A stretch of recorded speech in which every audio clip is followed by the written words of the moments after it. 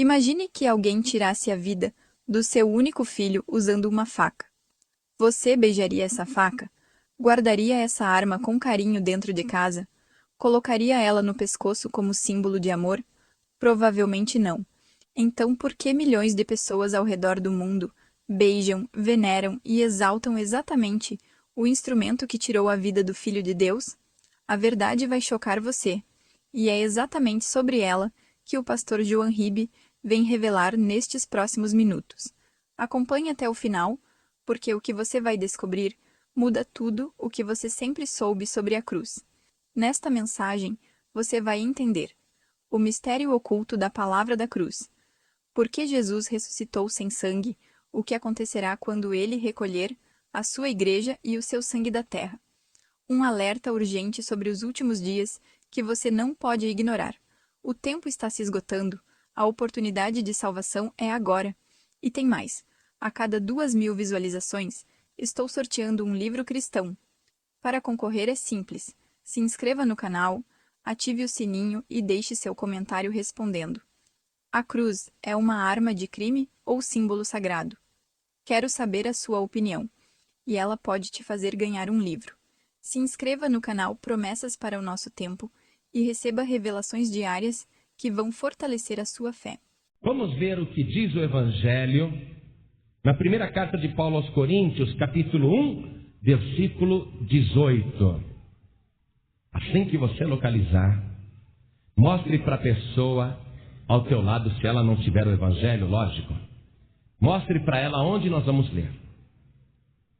Veja se ao teu lado tem alguém sem o Evangelho. Chega perto da pessoa, mostra onde nós vamos ler. Diz o seguinte: porque a palavra da cruz é loucura para os que perecem, mas para nós que somos salvos é o poder de Deus. Amém? Eu vou reler.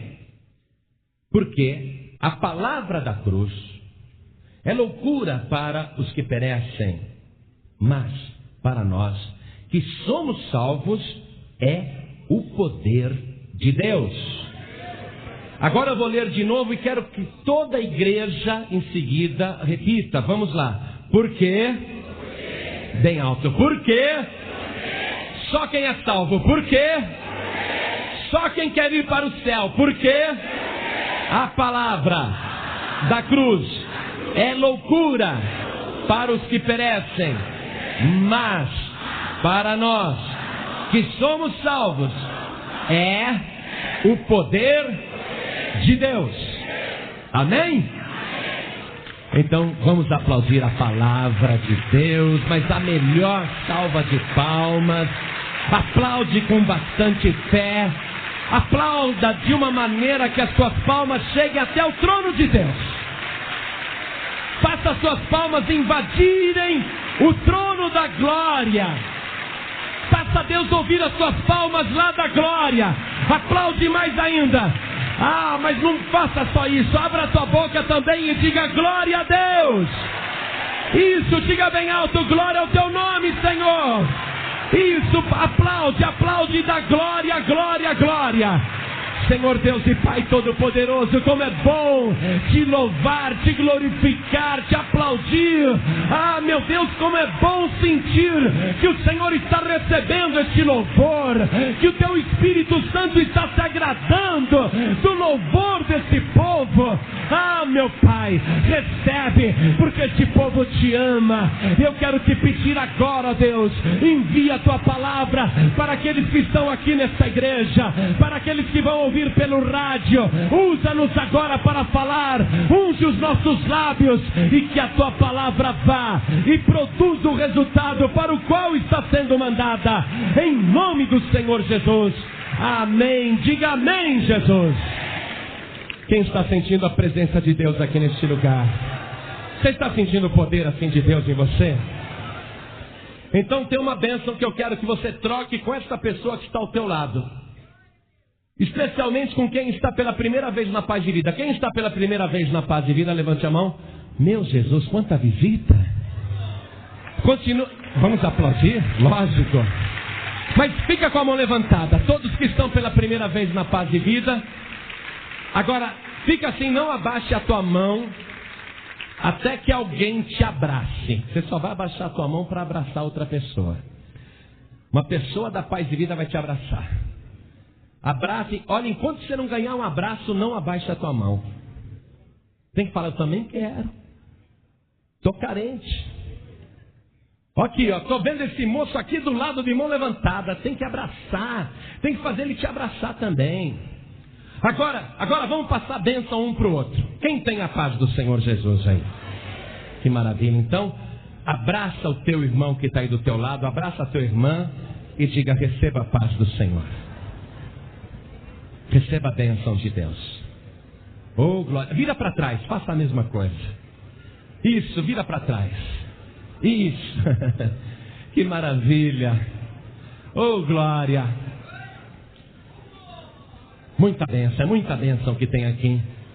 Sente agora, vamos meditar na palavra de Deus, no Evangelho. Olha aqui. A maioria das pessoas aprende a venerar a cruz. Há pessoas que beijam o crucifixo. Há pessoas que consideram a cruz um elemento sagrado. E a pessoa acaba venerando aquela cruz. Mas essa leitura que nós fizemos aqui, veja o versículo 18 que nós lemos. Porque a palavra da cruz é loucura para os que perecem, mas para nós que somos salvos é o poder de Deus. Repare que a Bíblia, o Evangelho, não está dizendo que a cruz é sagrada. Aliás, o Evangelho está dizendo que a palavra da cruz é que salva. Amém? Porque a cruz em si, e as pessoas que beijam crucifixos, preste atenção nisso, a cruz em si, segundo a palavra de Deus, é maldita. Me diga uma coisa. Se alguém pegasse uma faca e matasse o único filho que o senhor tem, que você tem. Se alguém pegasse um revólver e matasse o único filho que a senhora tem, você adoraria o revólver? Você beijaria a faca que matou o seu filho? Sim ou não? Pelo contrário, a arma do crime é repugnante. Jamais você veneraria uma arma que matou o teu único filho. Pelo contrário, você diria, maldita arma e maldito até quem fabricou esta arma. Por causa desta arma mataram o meu filho. A cruz é maldita. E eu quero confirmar isso para você em Gálatas, na carta de Paulo aos Gálatas, no capítulo 3, no versículo 13, está escrito assim: Cristo nos resgatou da maldição da lei, fazendo-se maldição por nós. Porque está escrito, maldito todo aquele que for pendurado no madeiro. Ora, o madeiro, a morte no madeiro, o madeiro que mata, aliás, matar é uma maldição. Qualquer tipo de homicídio é uma maldição, mas a morte no madeiro é uma maldição terrível. E Jesus, que não era maldito, acabou se tornando maldito quando foi pendurado no madeiro, quando foi morto no madeiro. A cruz foi um instrumento, juntamente com os cravos, que matou o Senhor Jesus. Poderiam ter matado Jesus com lança apenas, como aquele soldado fez depois que ele já estava morto, enfiando a lança no seu lado direito. Podiam ter matado Jesus com uma espada. Podiam ter matado Jesus com uma corda.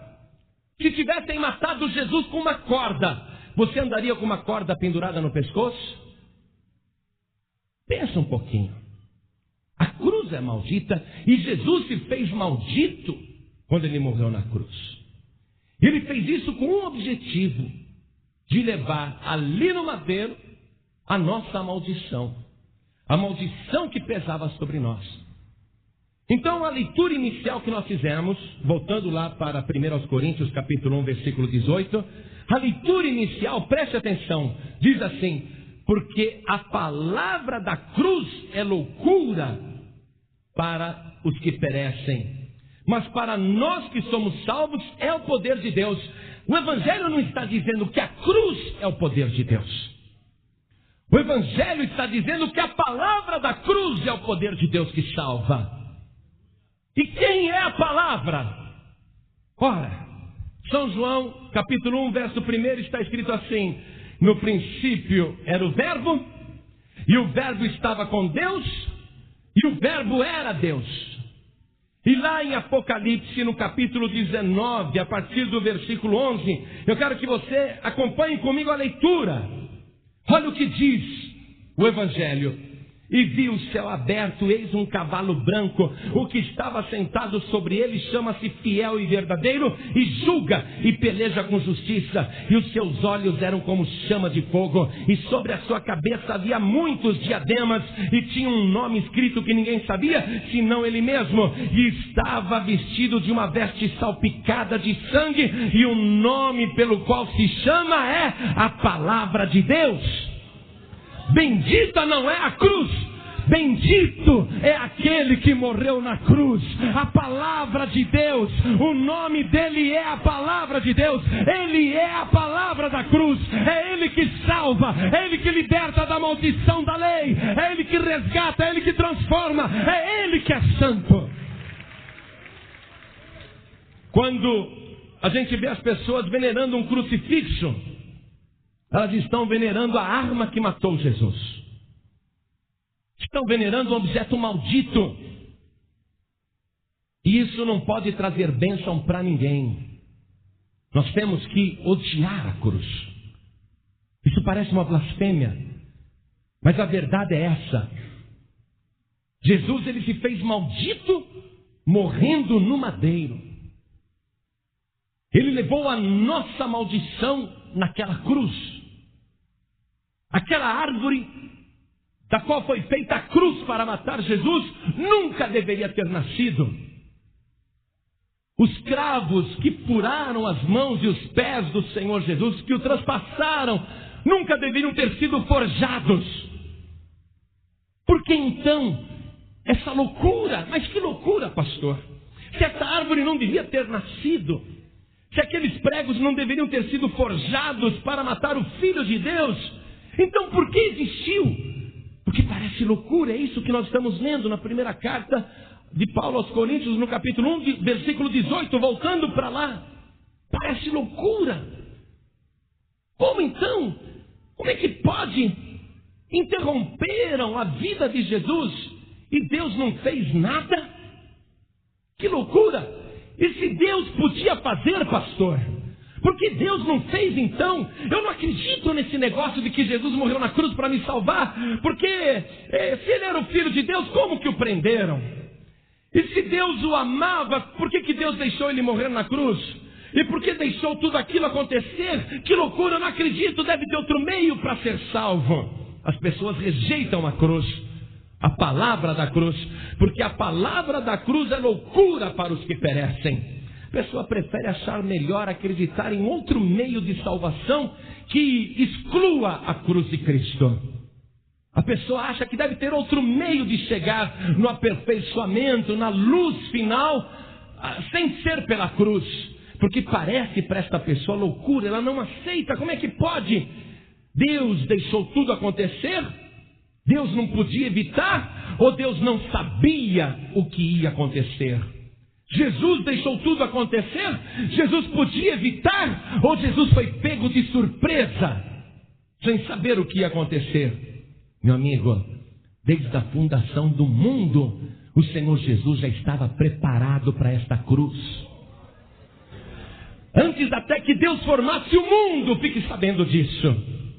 Antes que a terra existisse, antes que o primeiro homem fosse colocado na terra, antes até que o primeiro homem pudesse pecar, Deus já tinha ali planejado, num lugar desse planeta que ele estava formando, ele tinha já reservado um monte que tinha o aspecto de uma caveira, e ele já tinha reservado aquele lugar para ser o lugar onde o seu próprio filho seria morto.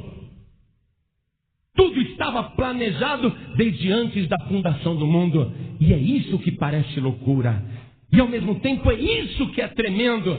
Eu me regozijo com a palavra da cruz, eu me alegro com a palavra da cruz. Sabe por quê?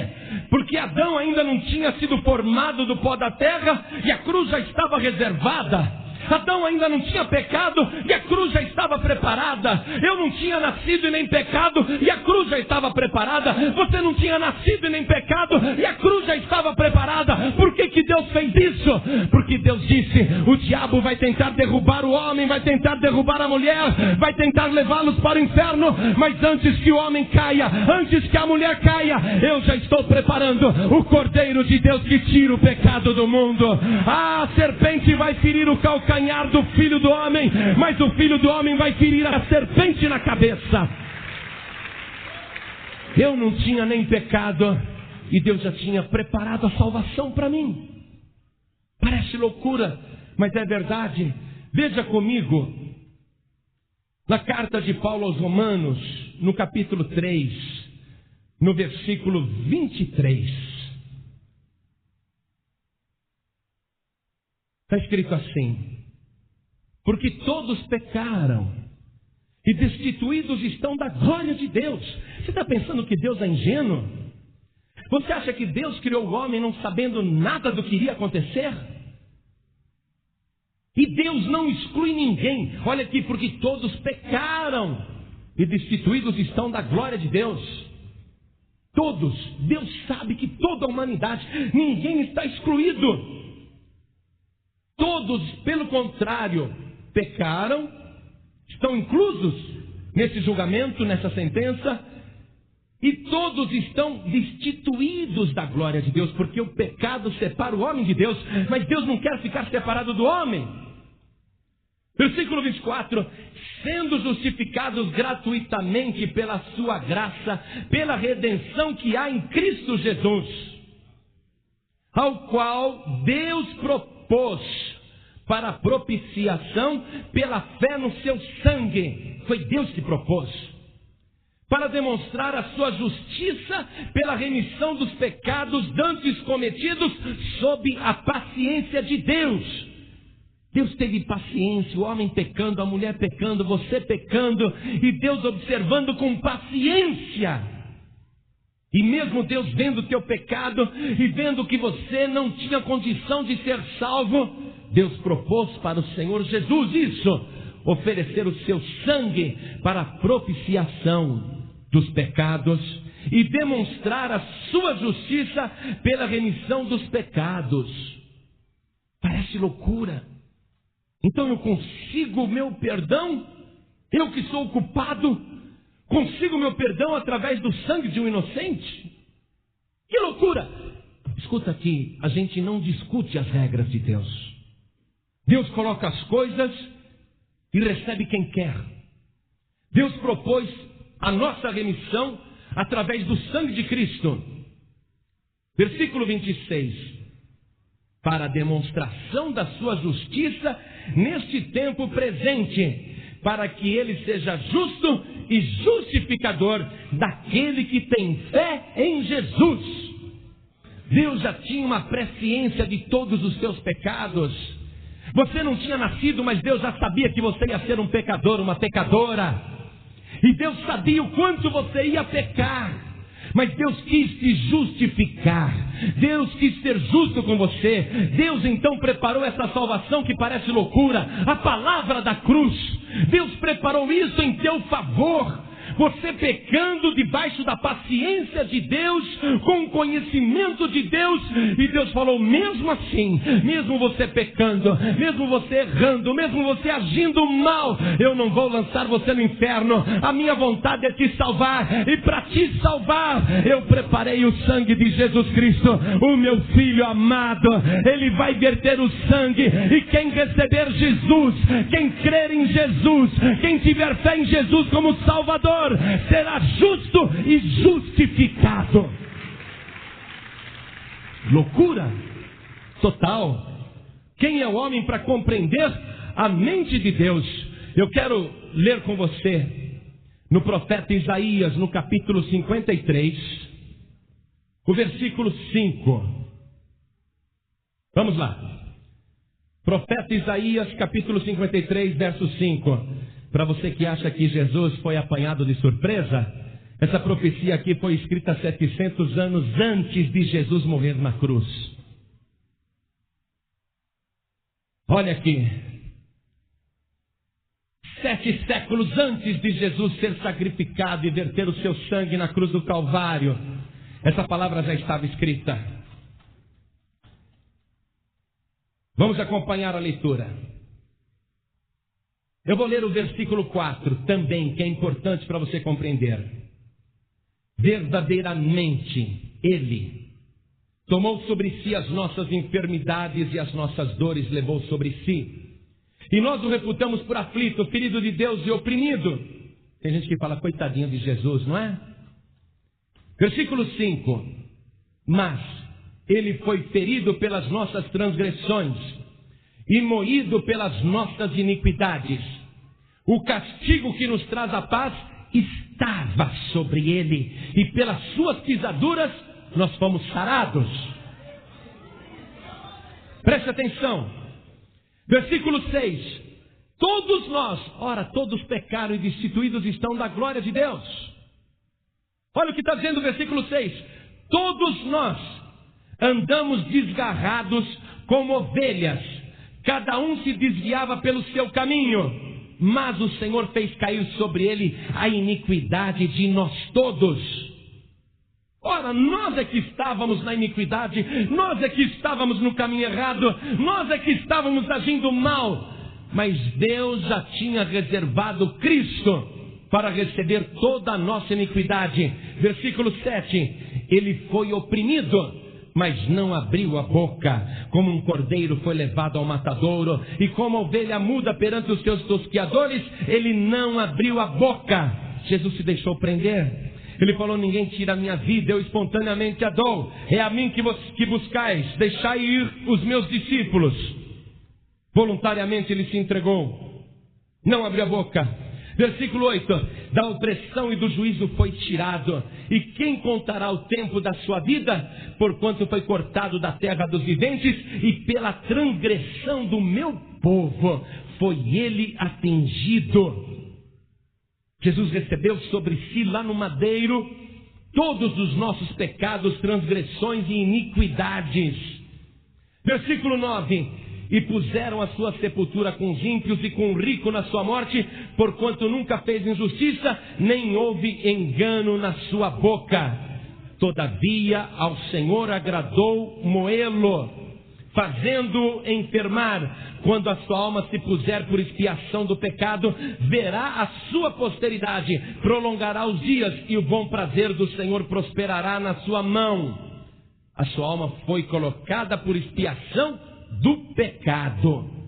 Versículo 11. O trabalho da sua alma ele verá e ficará satisfeito. Com o seu conhecimento, o meu servo, o justo, veja que não é um pecador, o justo justificará muitos.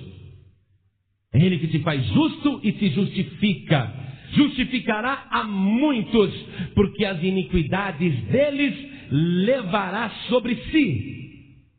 Pelo que lhe darei a parte de muitos, e com os poderosos repartirá ele o despojo, porquanto derramou a sua alma na morte e foi contado com os transgressores. Jesus morreu no meio de 2 ladrões. E aqui quando falou, derramou a sua alma na morte, a Bíblia diz que a alma está no sangue. E Jesus derramou todo o seu sangue, toda a sua alma. Ele morreu ali. E foi contado com os transgressores, mas levou sobre si o pecado de muitos, e pelos transgressores intercedeu. Eu quero que você circule aqui a palavra muitos, que apareceu no final do versículo 12, e eu quero que você circule também a palavra muitos, que apareceu na metade do versículo 11. Circule 2 vezes a palavra muitos. Está escrito assim: O trabalho da sua alma ele verá e ficará satisfeito. Com o seu conhecimento, o meu servo justo justificará a muitos. Circule aí. A muitos. E aqui diz também, no final do versículo 12, e levou sobre si o pecado de muitos, e pelos transgressores intercedeu. Por que muitos? Por que muitos? Porque é para quem quer. Veja lá no Evangelho de Marcos, no capítulo 14, versículo 24, quando Jesus estava fazendo aquela despedida dos discípulos, fazendo com eles a última refeição, naquela noite em que ele foi traído, em que ele instituiu a ceia. Em Marcos 14, 24, Jesus diz assim aos discípulos: isto é o meu sangue, o sangue do Novo Testamento, que por muitos é derramado. Por muitos é derramado. E por que não é para todo mundo? João 3,16 diz que Deus amou o mundo de tal maneira que deu o seu Filho único, para que todo aquele que nele crê não pereça, mas tenha vida eterna. Deus deu para o mundo, mas não são todos do mundo que se salvam. É para muitos. Por quê? Porque é para quem crer, é para quem receber, é para quem entregar a vida para o Senhor Jesus. Sagrado não é a cruz. Sagrado é quem morreu na cruz. Adorado e venerado tem que ser não a cruz, mas o Senhor Jesus. E se você olhar de novo para aquela cruz, você vai ver que a cruz está vazia. Então não beije crucifixo coisa nenhuma. A cruz está vazia, foi um instrumento usado na morte de Jesus. Ele saiu dali, foi sepultado num sepulcro de ricos. Com rico esteve na sua morte. Ele foi sepultado ali na sepultura de José de Arimateia. Foi colocado lá dentro. Sim, teve um funeral de rico. Mas o túmulo dele está fora da cidade de Jerusalém. Vá até Jerusalém. Peça para ver o túmulo de Jesus. Peça para te mostrarem o túmulo de Jesus. Você vai entrar dentro daquela caverna, daquela gruta. Você vai ver ali o local onde o corpo do Senhor estava deitado, jazendo, morto. Mas onde está o corpo daquele homem? Onde está o esqueleto daquele homem? Onde está o cadáver daquele homem? Não está lá dentro. Por quê? Porque Jesus nem está na cruz, nem está no túmulo, mas Ele ressuscitou dos mortos. Ele subiu aos céus. Ele está sentado à direita de Deus. E um dia Ele vai voltar para buscar a sua igreja. Agora eu quero voltar com você ali no capítulo 19 de Apocalipse, na leitura que nós fizemos.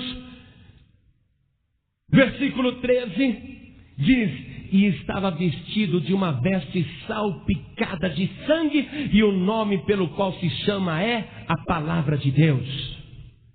Deixa eu te dizer isso agora. Quando Jesus morreu na cruz, Ele derramou a sua alma na morte.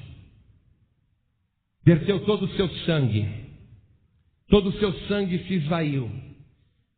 Nenhuma gota ficou. É importante você saber disso. Nenhuma gota ficou no corpo de Jesus. Todo o seu sangue foi extraído. O corpo de Jesus foi totalmente drenado. Jesus ressuscitou sem ter uma gota de sangue. Jesus ressuscitou sem receber transfusão de sangue. E Ele é a única pessoa que vive em todo o universo que não tem uma gota de sangue no corpo.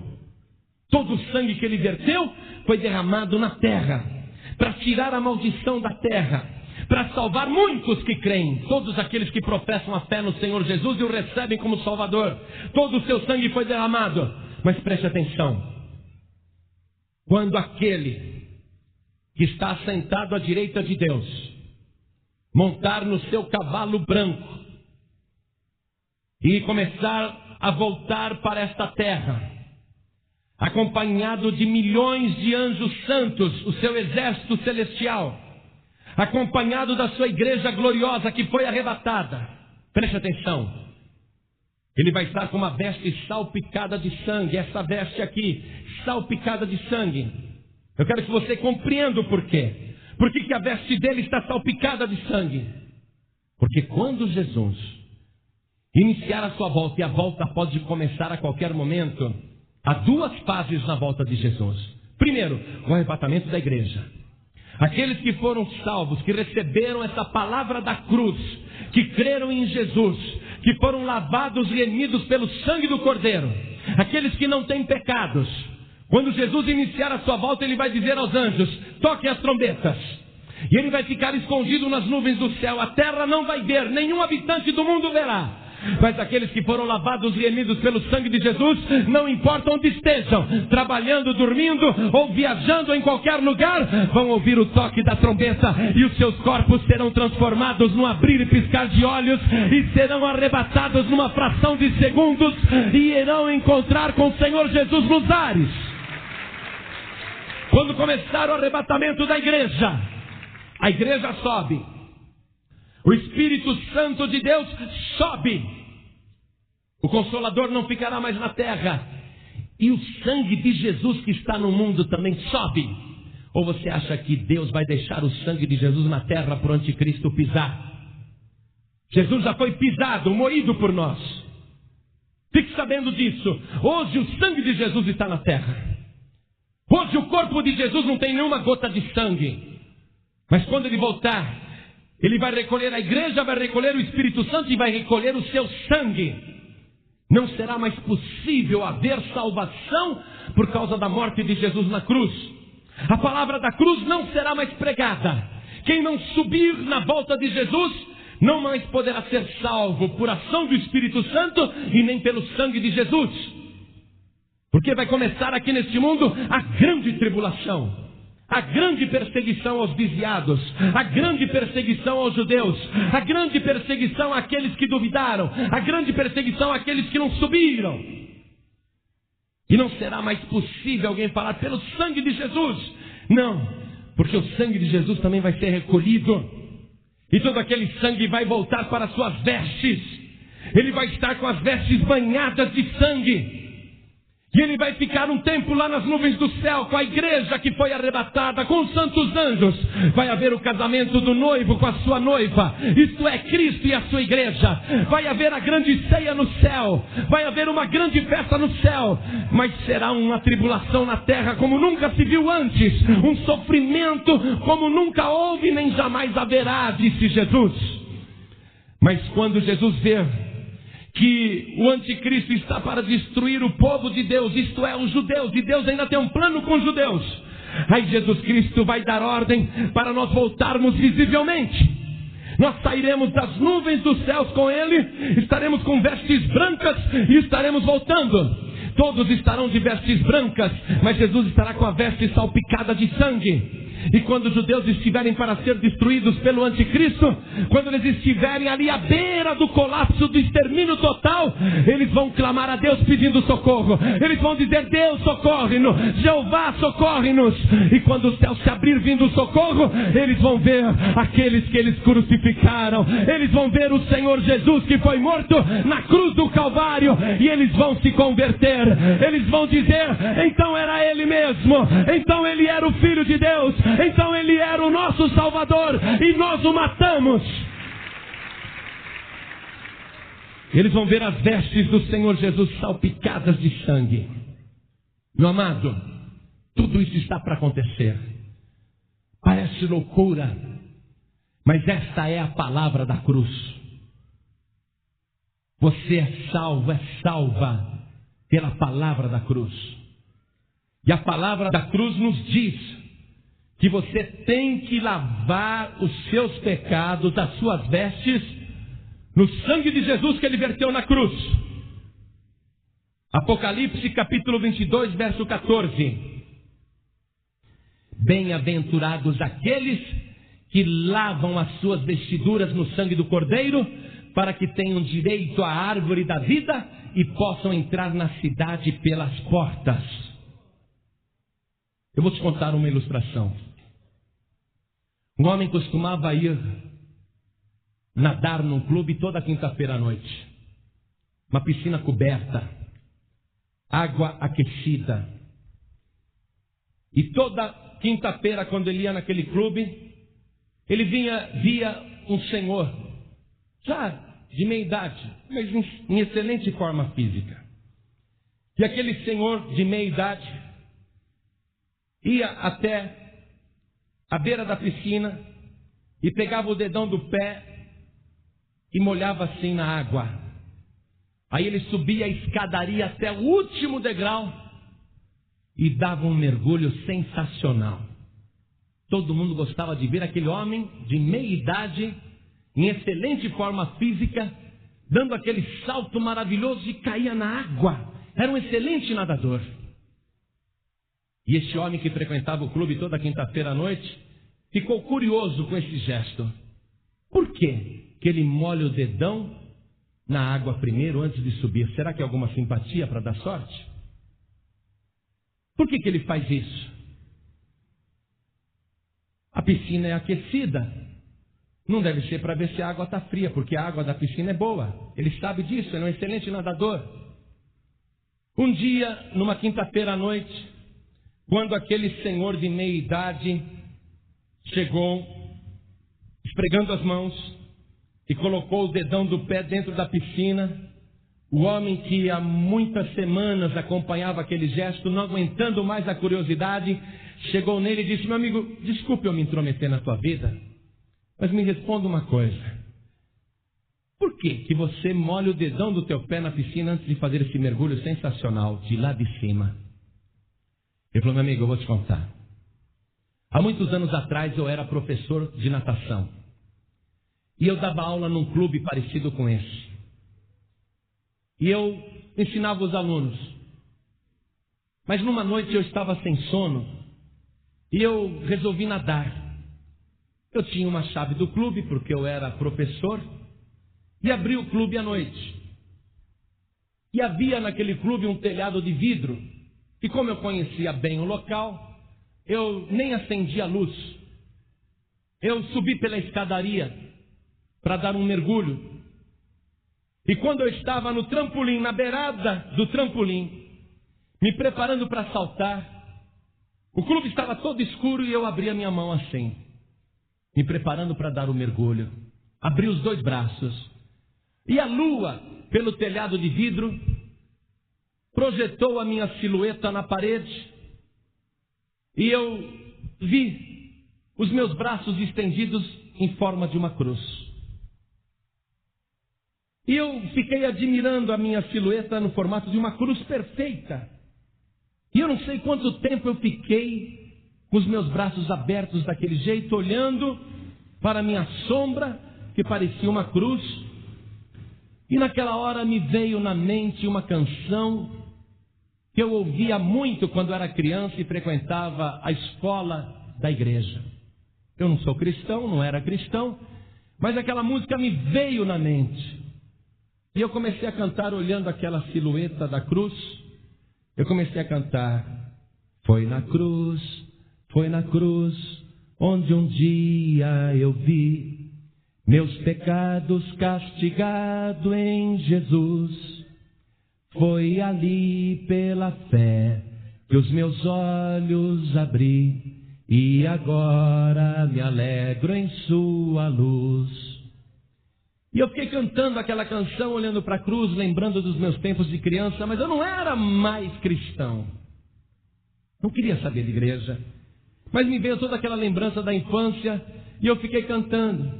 Foi na cruz, onde um dia eu vi meus pecados castigado em Jesus. Foi ali pela fé que os meus olhos abri, e agora me alegro em sua luz. Você sabe essa canção? Vamos cantar junto para me ajudar? Foi na cruz, onde um dia eu vi meus pecados castigados em Jesus.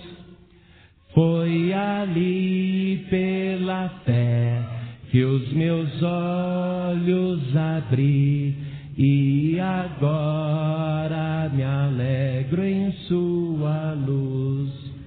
Eu fiquei ali com os braços abertos cantando isso, e meu braço foi se cansando, e eu perdi a vontade de mergulhar, Fiquei curtindo aquele momento espiritual e desci a escadaria. Desci todos aqueles andares do trampolim. Desci a escada. Aí meditei um pouquinho mais e resolvi entrar na água pela escada.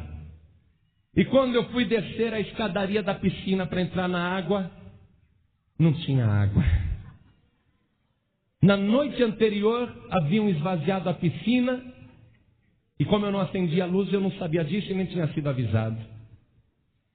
Naquele momento eu compreendi que o Senhor Jesus me mostrou a cruz para salvar a minha vida física. Mas eu compreendi também que aquela sombra da cruz não era o que eu precisava para ter a minha alma salva. Então eu desci até o fundo da piscina seca, dobrei o meu joelho ali e chorando, eu vi Jesus morrendo na cruz do Calvário, morrendo pelos meus pecados, e dentro daquela piscina chorando, eu recebi Jesus como meu único e suficiente Salvador.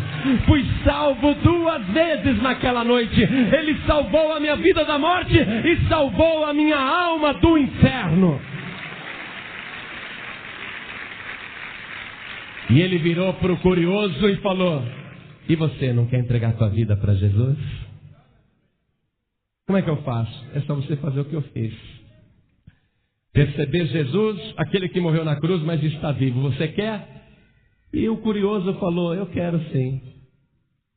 E ele orou junto com aquele homem. Depois que ele orou, ele foi todo satisfeito, dado o seu mergulho, e falou: você compreendeu agora porque eu sempre molho o dedão do pé? Mas ele saiu todo feliz pensando: beleza, já é a 10ª alma que eu ganho com esse testemunho. Então era de propósito que ele ia lá fazer aquilo, sabe? Só para criar curiosidade em todo mundo. E cada pessoa que perguntava, ele dava o testemunho e ganhava uma alma. Você sabe por que eu estou te trazendo a palavra da cruz? Sabe por que eu estou te dando esta palavra? É porque eu também estava para mergulhar num abismo, quebrar a minha cara, me arrebentar no chão. Mas Jesus Cristo estendeu para mim a sua mão, porque a sua mão não está presa lá na cruz. A mão do Senhor Jesus está livre, está estendida para salvar. E hoje Jesus quer te salvar também. A palavra da cruz hoje é para te salvar. Então vou pedir a toda a igreja que se coloque de pé. Se coloque de pé, meu amado, minha amada. A palavra da cruz, para as pessoas do mundo, parece loucura. Mas para nós que somos salvos, é o poder de Deus. A palavra da cruz, o verbo é Jesus. O nome pelo qual ele se chama é a palavra de Deus. Jesus hoje está permitindo que o Espírito Santo trabalhe no teu coração para você ser salvo. Jesus hoje está permitindo que a palavra seja enviada e trabalhe na tua mente e no teu coração para você, com entendimento, compreender os mistérios de Deus e ser salvo. E hoje Jesus está permitindo que aquele sangue que foi vertido há quase 2000 anos atrás trabalhe em teu favor para lavar todos os teus pecados. E você sabe por que o sangue de Jesus tem poder? Porque o dono do sangue está vivo. O sangue de Jesus não ressecou. O sangue de Jesus não coagulou. O sangue de Jesus não desapareceu. Porque o dono do sangue está vivo pelos séculos dos séculos. E esse sangue quer te lavar agora, te purificar de todos os pecados. Olha que maravilha. Você ia pular do trampolim. Você já estava na tua última hora. Mas Jesus disse: eu não vou permitir que a tua alma se perca. Eu quero te salvar. Jesus está dizendo: quando eu morri na cruz, quando eu verti até a última gota do meu sangue, é porque eu estava incluindo você no meu sacrifício. Eu estava incluindo você entre os muitos que eu vou salvar pelo meu derramamento de sangue. É para quem quer. Deus preparou este meio de salvação. Não adianta eu querer discutir com Deus, entende? Eu não posso chegar para Deus e dizer, eu sou bonzinho, não preciso disso. Que Deus olha para você e diz, todos pecaram e destituídos estão da glória de Deus. Eu não posso discutir com Deus e falar, Deus, eu não vou reencarnar várias vezes até chegar aí no paraíso. Deus está dizendo, esquece. Meu filho não sofreu essa morte brutal se houvesse outro meio de salvação da humanidade. A salvação é para muitos. Deus gostaria que fosse para todos, mas nem todos creem. Mas aqueles que creem serão salvos. Se você agora quiser ser salvo, sair daqui salvo pela loucura dessa palavra. Pastor, para mim antes era loucura, mas agora eu vejo claramente. Eu compreendo claramente porque Jesus morreu por mim. Eu tenho que amar aquele que morreu na cruz e não a cruz. Eu tenho que receber aquele que morreu na cruz e não a cruz. Eu tenho que adorar aquele que morreu na cruz e não a cruz. Hoje eu compreendi, pastor. E eu quero entregar a minha vida para Jesus. Deixa eu dizer uma coisa importante para você. Se você não receber Jesus aqui na terra, Jesus não vai te receber no céu. Aqui na terra, diante de homens e mulheres, diante do céu e da terra, e por que não dizer até diante do inferno, você tem que receber Jesus como teu único Salvador.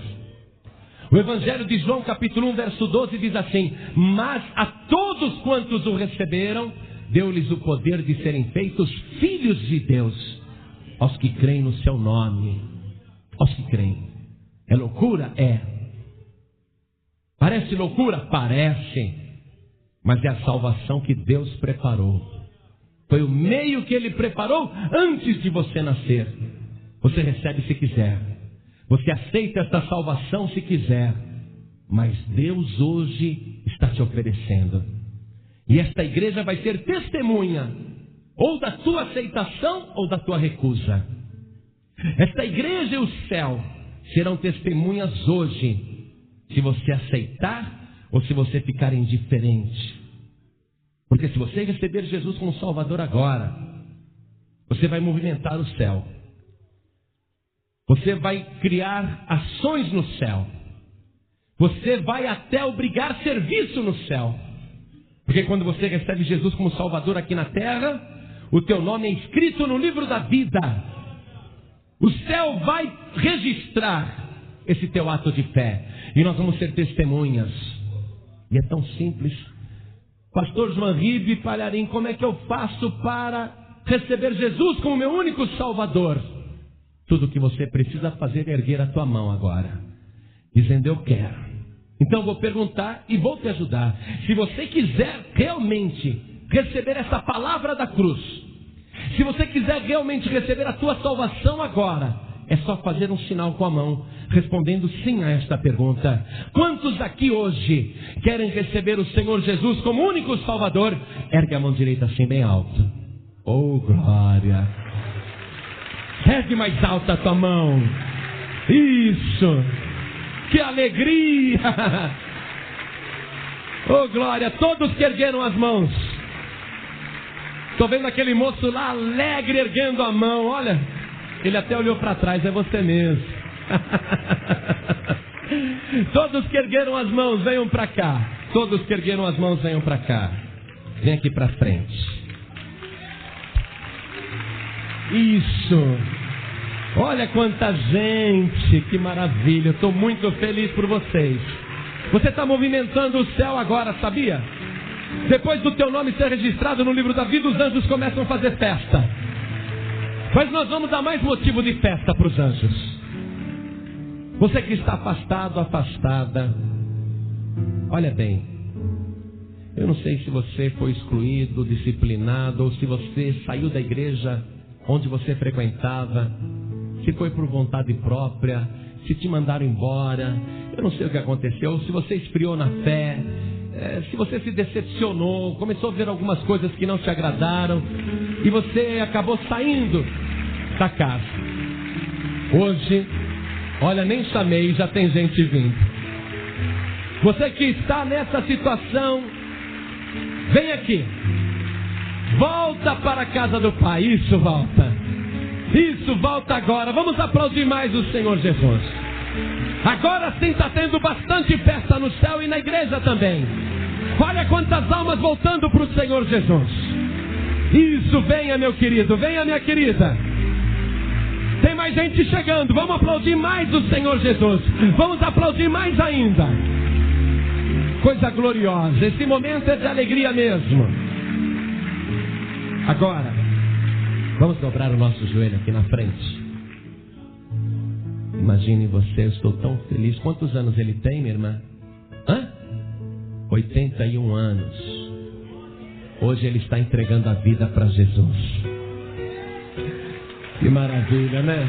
Ei, Deus tem coisa com você. Vem para cá. Vem para cá. Coloque a mão direita sobre o teu coração. Coloque a mão direita sobre o coração. Feche os teus olhos. Com fé. Não repita apenas as palavras, porque isso até um gravador é capaz de fazer. Mas sinta cada palavra que você vai dizer agora. Não repita apenas, porque isso até um papagaio treinado é capaz de fazer. Mas você tem entendimento. E hoje a palavra de Deus falou no teu entendimento. Você tem coração e hoje a palavra de Deus falou no teu coração. Você tem alma e hoje a palavra de Deus falou na tua alma. Você tem espírito e hoje a palavra de Deus falou no teu espírito. Então, de todo o teu coração, com todo o teu entendimento, com toda a tua alma, com todas as tuas forças, ore assim comigo. Meu Deus e meu Pai, neste momento, eu recebo a palavra da cruz.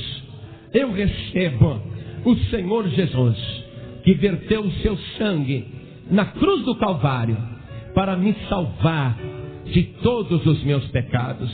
Eu estou incluído, a partir de agora, entre aqueles muitos que serão salvos.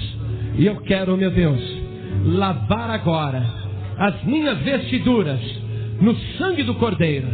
Eu quero receber o direito de comer da árvore da vida e entrar na cidade eterna pelas portas.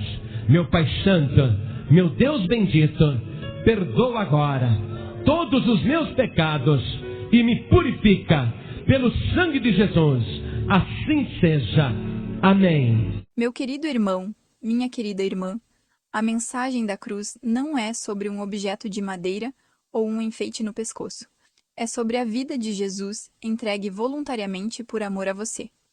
O tempo da graça está avançando rapidamente e cada segundo conta. Se esta palavra tocou o seu coração e abriu os seus olhos espirituais, não guarde essa bênção só para você.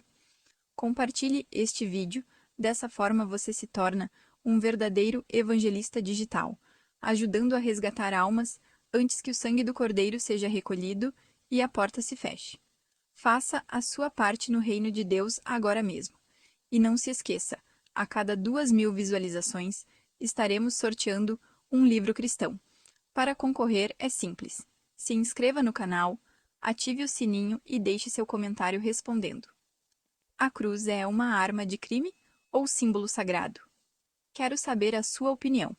E ela pode te fazer ganhar um livro.